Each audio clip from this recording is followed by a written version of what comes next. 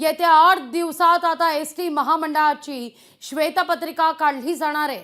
परिवहन मंत्री प्रताप सरनाईक यांनी आता श्वेतपत्रिका काढण्यासंदर्भातला निर्णय घेतलेला आहे। एसटी महामंडळाची स्थिती, तोटा आणि नुकसानीवर खुलासा होण्याची शक्यता वर्तवली जाते। श्वेतपत्रिकेत नेमकं काय येणार समोर हे पाहणं महत्त्वाचं असेल। या घडीची सगळ्यात महत्त्वाची ही बातमी आपण पाहतोय। या सगळ्याविषयी अधिक माहिती घेऊया आपले प्रतिनिधी स्वप्नील जाधव यांच्याकडून। स्वप्नील, येत्या 8 दिवसात एसटी महामंडळाची श्वेतपत्रिका काढण्याचे मंत्री महोदयांचे निर्देश आहेत।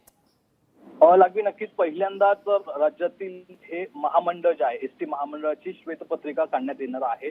दरवेळेला एसटी महामंडळ हे तोट्यात असल्याची चर्चा असते, मात्र नेमकं का तोट्यात आहे आणि कोणती कारणं आहेत यावर सुद्धा चर्चा होते। मात्र या श्वेतपत्रिकेमध्ये नवीन काय असणार आणि यामध्ये तोट्याची नक्की कारणं कोणकोणती असणार याकडे सर्वांचं लक्ष लागून राहिलेलं आहे। एसटी परिवहन मंत्री प्रताप सरनाईक यांनी सांगितल्याप्रमाणे 8 दिवसामध्ये ही श्वेतपत्रिका काढण्यात येणार आहे। त्यामुळे या श्वेतपत्रिकेमध्ये तोट्याची कारणं असतील, तसंच एसटी महामंडळामध्ये किती बसेस आहेत आणि त्या बसेस कुठे आहेत आणि कुठल्या परिस्थितीमध्ये आहेत या संदर्भातली सुद्धा माहिती असणार आहे। त्यामुळे ज्या एसटी महामंडळावरती नेहमी तोट्यात असल्याची टीका होत असते किंवा तोट्यात असल्याची कारणं दिली जातात, ते नक्की तोट्यात का आहे याची ठोस माहिती जी आहे ती माहिती या श्वेतपत्रिकेमधनं बाहेर येणार। त्यामुळे सर्वांचंच लक्ष या श्वेतपत्रिकेकडे लागून राहिलेलं आहे। लागली अगदी स्वप्नील, धन्यवाद तुर्तास तुम्ही दिलेल्या एकूणच सविस्तर माहिती करता।